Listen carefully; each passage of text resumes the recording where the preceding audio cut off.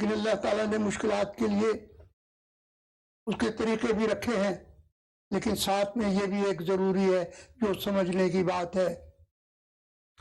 فرض کرو کسی کو ایک بیمار ہے، سخت ترین بیمار ہے، درد ہے، وہ درد کیا ہے؟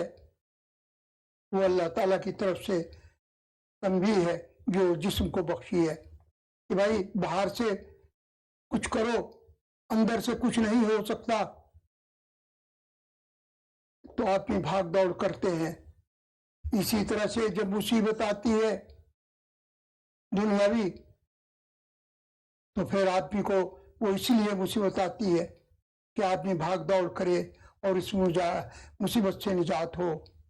لیکن مصیبت کو یہ سمجھتا ہے کہ ایک عذاب آ گیا اللہ کی طرف سے، ایسا نہیں، بلکہ یہ ایک مصیبت سے نجات دینے کے لیے مشکلات آتی ہے۔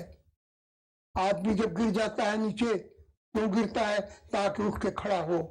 ہر وہ چیز جو کہ اوپر کی طرف جاتی ہے اس نے ایک دن نیچے کی طرف آنا ہے، یہ ایک سمجھنے کی بات ہے۔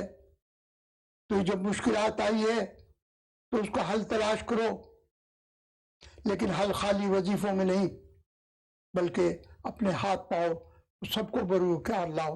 یہ دماغ جو تمہیں دیا ہے اللہ تعالیٰ نے، اس کو بھی بروئے کار لاؤ۔